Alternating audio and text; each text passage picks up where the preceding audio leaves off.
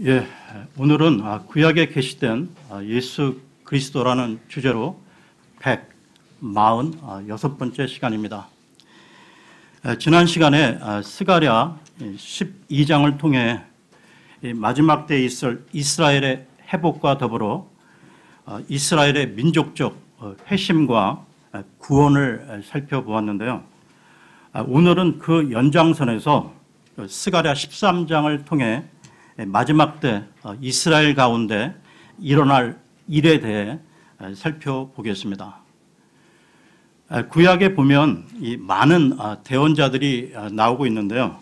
그 중에서도 바빌론 포로기 이후에 학개, 스가랴, 이 말라기 이 세 명의 대언자들이 있는데요. 이들은 구약 시대의 마지막 대언자들이기에 예수 그리스도에 대하여 많은 예언을 했다는 것입니다. 그 중에서도 우리가 요즘 살펴보고 있는 이 스가랴서에는 예수 그리스도에 관해 초림과 재림에 걸쳐 많은 예언이 나오고 있다는 것입니다. 그러면 오늘 본문인 스가랴 13장을 보겠습니다. 스가랴 13장 1절을 보겠습니다. 그 날에 죄와 더러움을 씻기 위한 셈이 다윗의 집과 예루살렘의 거주민들을 위해 열리리라. 이 구절에 대해 먼저 문자적 해석을 하자면 그날에 즉 예수 그리스도의 재림 때 예루살렘 성소에 샘이 생겨나 물이 흘러 나온다는 것입니다. 이 부분에 대해서는 에스겔서에 자세히 나오고 있는데요. 천년 왕국 때 세워질 성전과 거기서 흘러나오는 물과 관련해 에스겔서로 가겠습니다. 에스겔서 47장 1절을 보겠습니다. 에스겔서 47장 1절입니다.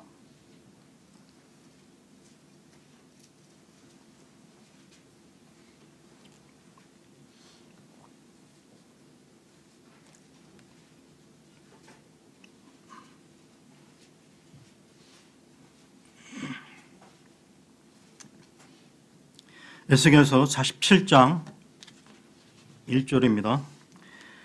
그 뒤에 그가 다시 나를 데리고 그 집의 문에 이르렀는데 보라 그 집의 문지방 밑에서부터 물들이 나와 동쪽으로 흐르더라. 이는 그 집의 앞면이 동쪽을 향해 서 있었기 때문이더라. 그 물들이 그 집의 오른쪽 곧 제단의 남쪽 편에서부터 내려오더라. 밑으로 계속해서 보시면 그 물들이 차고 넘쳐 강을 이루는데요. 조금 밑으로 내려와서 8절 9절을 보겠습니다. 47장 8절 9절입니다. 그때 그가 내게 이르되 이 물들이 동쪽 지역을 향해 흘러나와 사막으로 내려가서 바다로 들어가리니 그것들이 바다로 들어갈 때 그 물들이 치유되리라. 그 강들이 이르는 곳마다 살아서 움직이는 모든 것이 살고 또 물고기가 심히 많으리니 이는 이 물들이 거기에 이름으로 그것들이 치유될 것이기 때문이라. 그 강이 이르는 곳에서는 모든 것이 살리라. 마지막 그 천년 왕국 때 그 성전에서 나오는 물은 모든 것을 치유하고 소생시킨다는 것이죠. 그러면 스가랴서로 돌아와 13장 1절을 다시 보겠습니다. 스가랴 13장 1절입니다. 그 날에 죄와 더러움을 씻기 위한 셈이 다윗의 집과 예루살렘의 거주민들을 위해 열리리라. 죄와 더러움을 씻기 위한 셈, 이 부분을 영적으로 적용해 보겠습니다. 이 셈은 성령인데요. 이와 관련해 요한복음으로 가겠습니다. 요한복음 4장 14절입니다. 요한복음 4장 14절입니다.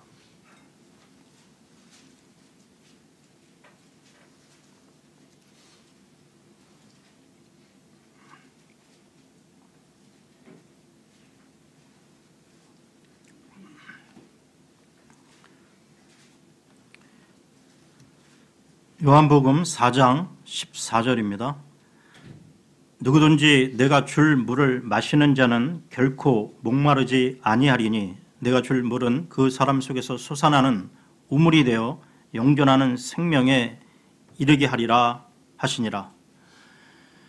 예수 그리스도를 믿고 영접하는 자 안에는 성령이 들어오시는데 이것을 성령 침례라고 하죠. 이번에는 요한복음 7장 38절을 보겠습니다. 요한복음 7장 38절입니다.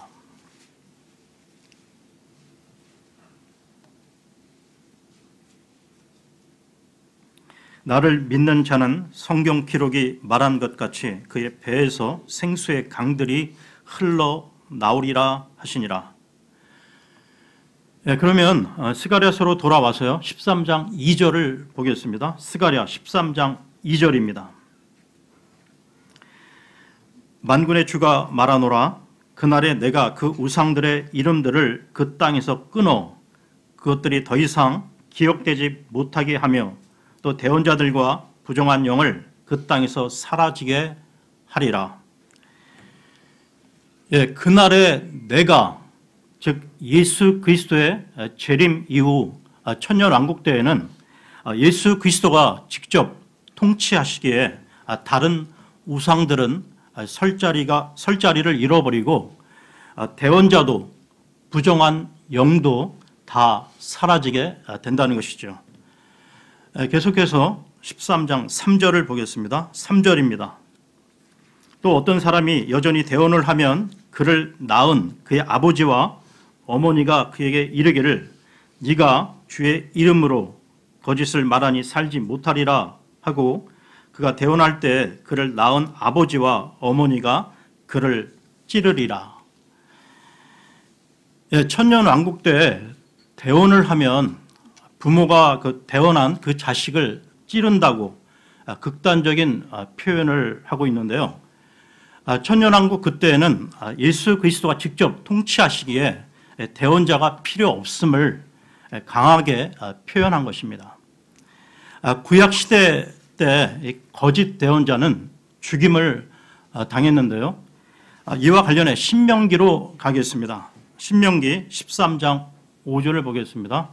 신명기 13장 5절입니다.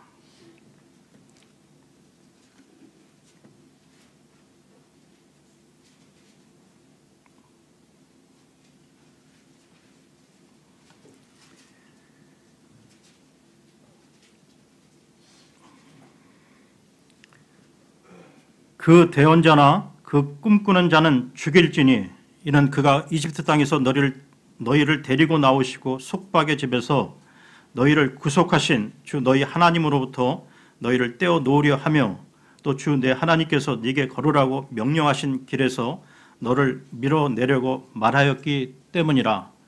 너는 이같이 하여 네 한가운데서 악을 제거할지니라.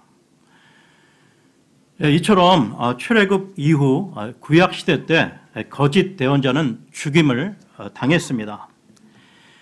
구약 율법은 앞으로 다가올 그 일들의 그 그림자요 모형인데요. 천년 왕국 때 실제가 된다는 것입니다. 천년 왕국 사항과 관련해 한 부분 더 보겠는데요. 에레미야서로 가겠습니다. 에레미야서 31장 33, 34절입니다. 에레미야서 31장 33, 34절입니다.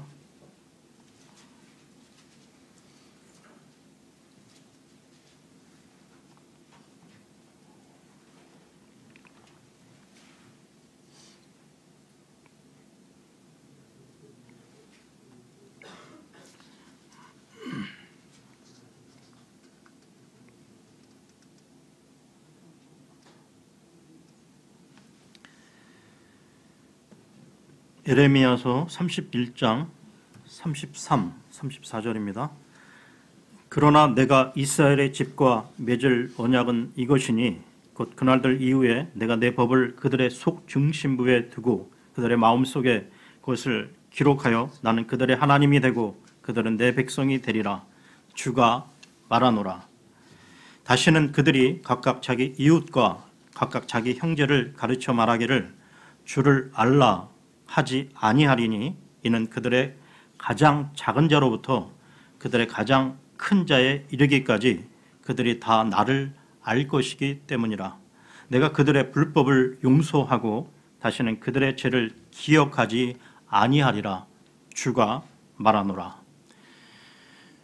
천년왕국 그때에는 주님을 직접 대면하여 보기 때문에 주에 관한 지식도 그치고 대언도 그친다는 것입니다. 그러면 스가랴서로 돌아와서요 13장 4절을 보겠습니다. 스가랴 13장 4절입니다. 또 그날에는 대언자들이 대언하였을 때 저마다 자기 환상을 부끄러워하며 그들이 속이려고 거친 옷도 입지 아니하고. 천년왕국 때에는 대언자들이 자기 환상을 부끄러워하게 되는데요. 그 환상은 거짓 환상이기 때문입니다. 그리고 이 거친 옷은 대언자의 옷으로 침례 요한이 거친 그 낙타 털 옷을 입었듯이 그와 같은 거친 옷을 입지 않는다는 것이죠. 계속해서 13장 5절을 보겠습니다. 13장 5절입니다. 오히려 그가 말하기를 나는 결코 대언자가 아니요 나는 농부라. 나의 어린 시절부터 사람이 내게 가축 지키는 것을 가르쳐노라 할 것이요.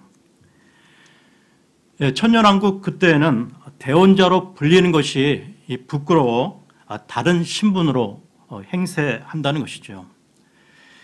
계속해서 13장 6절입니다. 또 사람이 그에게 이르기를 내 두 손에 있는 이 상처들은 무엇이냐 하면 그가 대답하기를 그것들은 내가 내 친구들의 집에서 입은 상처들이라 하리라. 여기 나오는 두 손에 있는 상처는 예수 그리스도의 못자국을 말하는 것인데요. 이와 관련해 요한복음으로 가겠습니다.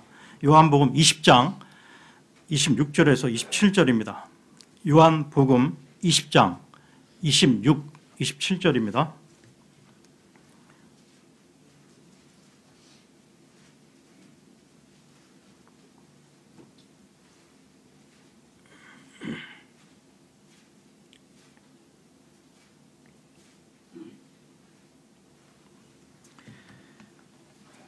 여드레가 지나서 그분의 제자들이 다시 안에 있을 때 도마도 그들과 함께 있더라. 그때 문들이 닫혔는데 예수님께서 오셔서 한가운데 서서 이르시되 너희에게 평강이 있을지어다 하시고 그 뒤에 도마에게 이르시되 네 손가락을 이리 내밀고 내 두 손을 보며 또 내 손을 이리 내밀어 내 옆구리에 넣어라. 그리고 믿음 없는 자가 되지 말고 믿는 자가 되라 하시니. 그러면 스가랴서로 돌아와서요 13장 6절을 다시 보겠습니다. 스가랴 13장 6절입니다. 또 사람이 그에게 이르기를 내 두 손에 있는 이 상처들은 무엇이냐 하면 그가 대답하기를 그것들은 내가 내 친구들의 집에서 입은 상처들이라 하리라. 처음에 천년 왕국을 말하다가 여기 6절에서 초림 때의 예수 그리스도로 시점이 갑자기 바뀌는데요. 이 상처를 내 친구들 집에서 입었다는 것은 자기 형제 이스라엘에서 겪으신 것을 말하는 것입니다. 그러면 계속해서요 13장 7절을 보겠습니다. 스가랴 13장 7절입니다. 만군의 주가 말하노라 오 칼아 깨어서 내 목자 곧 내 동료인 그 남자를 치라 목자를 치라 그리하면 양들이 흩어지리니 내가 내 손을 돌이켜 작은 자들 위에 두리라.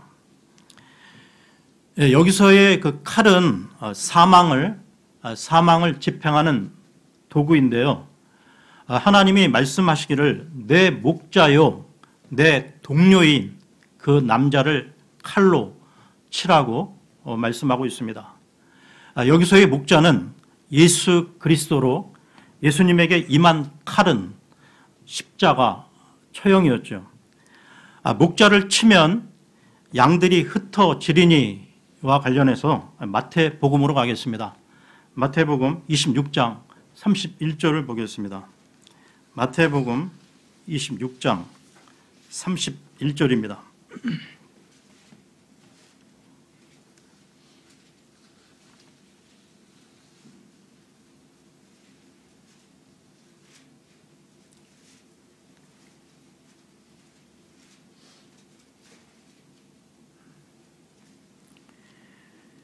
그때 예수님께서 그들에게 이르시되 이 밤에 너희가 다 나로 인하여 실족하리라.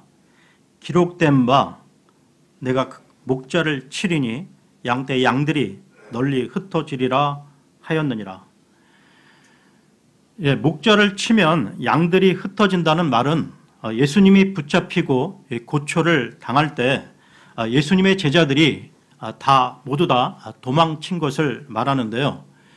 이 부분을 확대 해석하면 예수님의 십자가 고난 이후 AD 70년 이스라엘이 로마에 의해 완전 멸망당한 후 전 세계로 흩어져 디아스포라 유대인이 된 것을 말하기도 합니다. 그러면 스가랴서로 돌아와서 13장 7절을 보겠습니다. 스가랴 13장 7절입니다.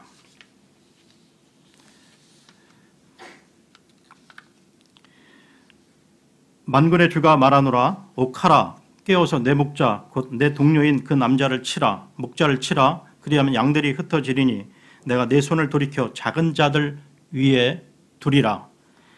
하반절에 내가 내 손을 돌이켜 작은 자들 위에 두리라는 말씀이 나오고 있습니다. 여기서의 그 작은 자들은 대환란 가운데 흩어져 믿음을 지킨 소수의 유대인들을 말하는 것인데요. 이 작은 자와 관련하여 마태복음으로 가겠습니다. 마태복음 10장 42절을 보겠습니다. 마태복음 10장 42절입니다.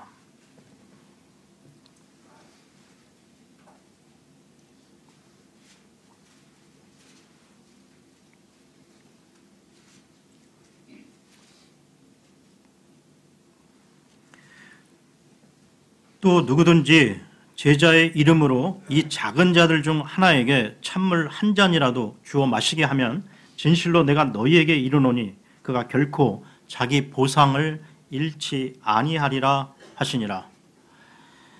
여기서의 이 작은 자들 중 하나가 바로 흩어진 유대인들이라는 것입니다. 이방인들 중에서 이 작은 자 유대인들을 도와주면 그들은 민족들의 그 심판에서 양으로 분류되어 보상을 받게 된다는 것이죠. 이 작은 자에 대해서는 마태복음 25장에도 나오고 있는데요. 마태복음 25장 40절을 보겠습니다. 마태복음 25장 40절입니다.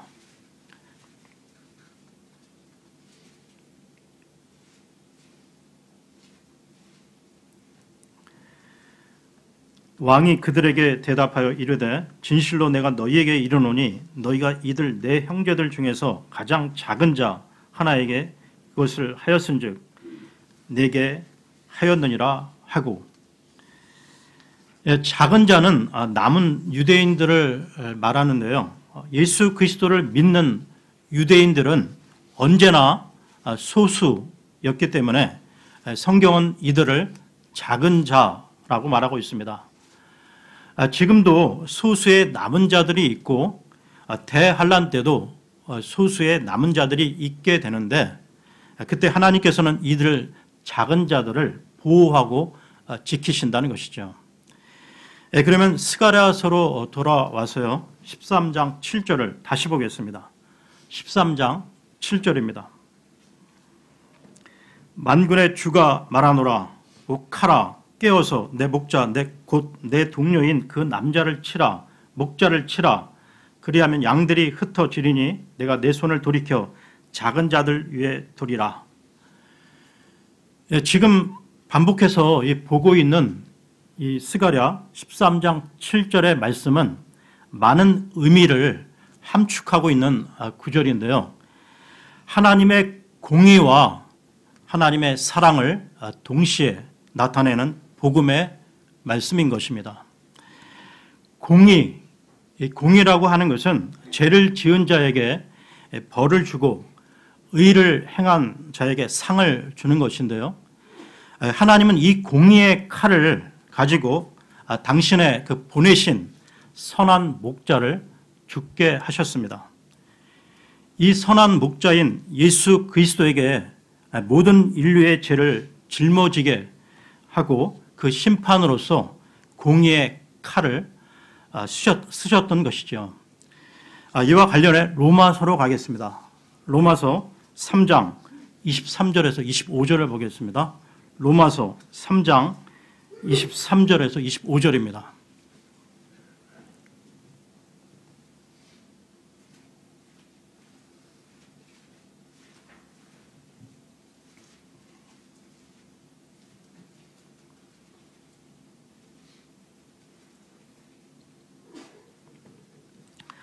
모든 사람이 죄를 지어 하나님의 영광에 이르지 못하더니 그리스도 예수님 안에 있는 구속을 통해 하나님의 은혜로 값없이 의롭게 되었느니라.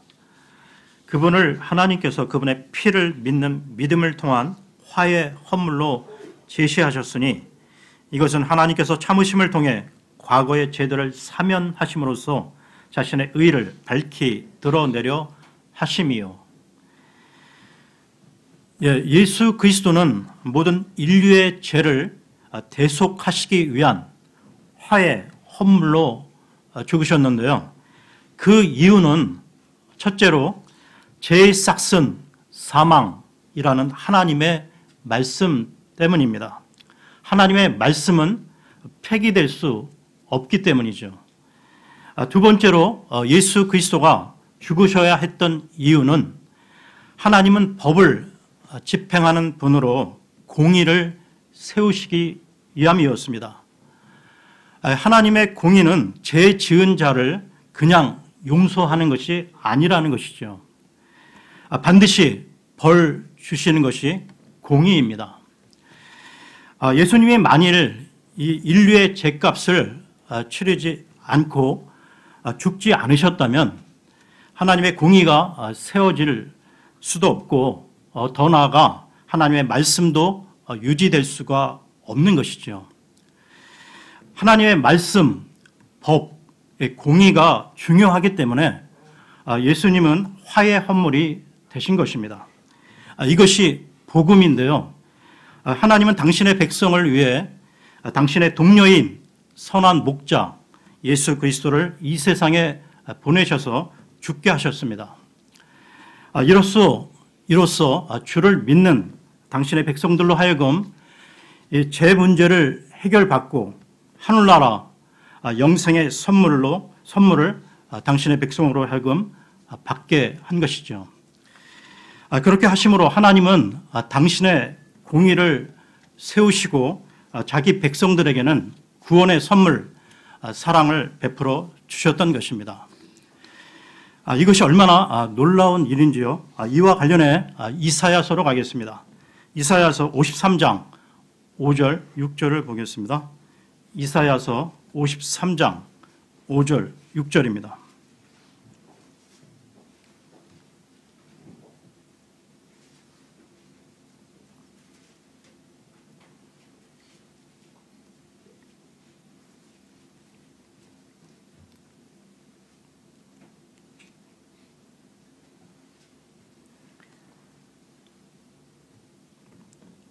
그러나 그는 우리의 범법들로 인해 부상을 당하고 우리의 불법들로 인해 상하였노라. 그가 징벌을 받음으로 우리가 화평을 누리고 그가 채찍에 맞음으로 우리가 고침을 받았도다. 우리는 다 양 같아서 길을 잃고 각각 자기 길로 갔거늘 주께서는 우리 모두의 불법을 그에게 담당시키셨도다. 인류의 모든 죄가 예수 그리스도에게 다 옮겨졌는데요. 이것을 죄의 전가, 합니다. 예수님이 우리의 죄값을 죽으심으로 다 갚아주셨는데요. 그러나 원래 예수님은 하나님으로서 죄가 하나도 없으신 분이시며 완전히 의로운 분이셨습니다. 그리고 예수님의 완전한 의는 예수님을 구원자로 믿고 구원받은 자에게 옮겨졌는데요. 이것을 의의 전가라고 합니다.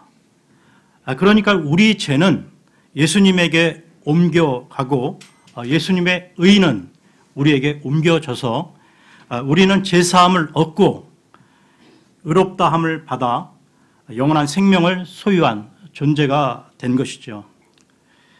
그러면 스가랴서로 돌아와서요. 13장 8절을 보겠습니다. 스가랴 13장 8절입니다. 주가 말하노라 그 온 땅에서 그 안에 3분의 2는 끊어져 죽을 것이요 오직 3분의 1만 그 안에 남으리라. 이 사항은 마지막 대환란 때 일어날 일인데요. 3분의 2가 죽고 3분의 1만 살아남는다는 것입니다. 요한계시록에 보면 이 대환란 기간 중 여러 가지 재앙들이 계속 일어날 것을 예언하고 있는데요. 요한계시록 8장으로 가겠습니다. 요한계시록 8장 7절에서 11절을 보겠습니다. 요한계시록 8장 7절에서 11절입니다.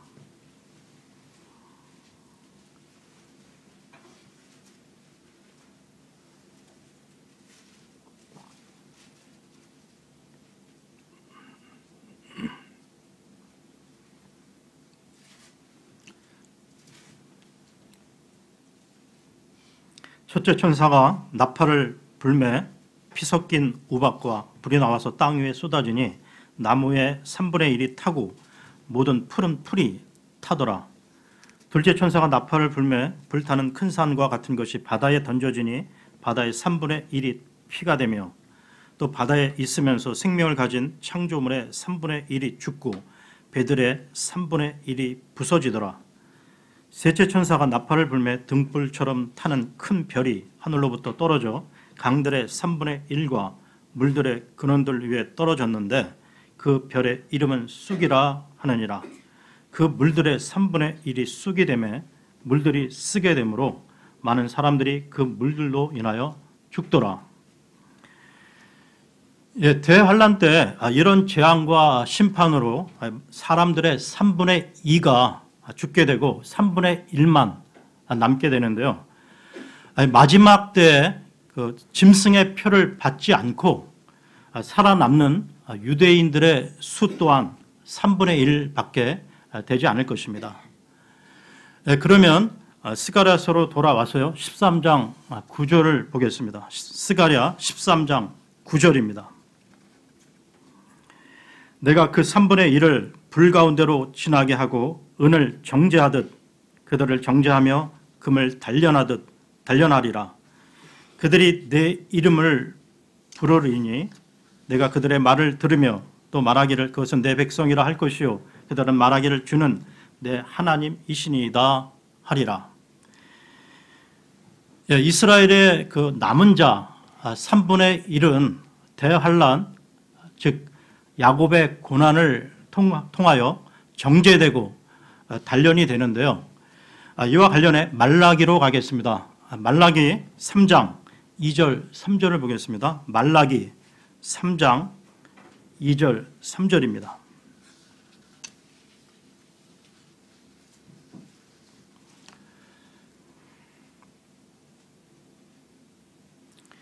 그러나 그가 임하는 날을 누가 견디겠느냐? 그가 나타나는 때 누가 서겠느냐? 그는 정련하는 자의 불과 같고 세탁하는 자의 비누와 같으리라. 그가 은을 정련하여 깨끗하게 하는 자와 같이 앉아서 레이의 아들들을 깨끗하게 하되 금과 은같이 그들을 깨끗하게 하여 그들이 의 안에서 주에게 헌물을 드리게 하리라. 이처럼 이스라엘은 야곱의 고난을 통하여 거룩한 백성으로 바뀌게 되는 것이죠. 그러면 스가랴서로 돌아와 13장 9절을 다시 보겠습니다. 스가랴 13장 9절입니다. 내가 그 3분의 1을 불 가운데로 지나게 하고 은을 정죄하듯 그들을 정죄하며 금을 단련하듯 단련하리라. 그들이 내 이름을 부르리니 내가 그들의 말을 들으며 또 말하기를 그것은 내 백성이라 할 것이요 그들은 말하기를 주는 내 하나님이시니이다 하리라. 중간 부분에 그들이 내 이름을 부르리니 예수 그리스도를 배척했던 유대인들이 대환란 때 주를 부르며 적그리스도 세력으로부터 구출을 받고 또한 예수 그리스도를 주로 받아들임으로 구원을 받고 하나님과 언약의 관계를 회복하게 되는데요. 이와 관련해 로마서로 가겠습니다. 로마서 9장 25절, 26절을 보겠습니다. 로마서 9장 25, 26절입니다.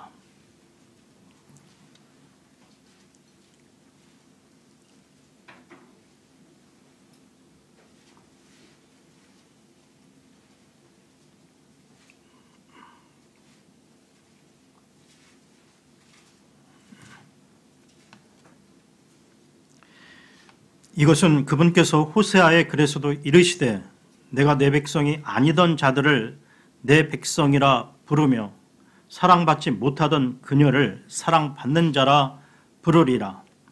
또 전에 그들에게 이르기를 너희는 내 백성이 아니라 한 그곳에서 곧 거기에서 그들이 살아계신 하나님의 아이들이라 불리리라 함과 같으니라. 이스라엘은 대환란 끝에 구원을 받고 하나님의 아이들이라 불리게 되는데요. 그렇다면 신약 성도인 우리들은 어떻습니까? 우리 신약 성도는 구원받는 즉시 하나님의 아들들이 되는데요. 이와 관련해 요한 1서로 가겠습니다. 요한 1서 3장 2절입니다. 요한 1서 3장 2절입니다.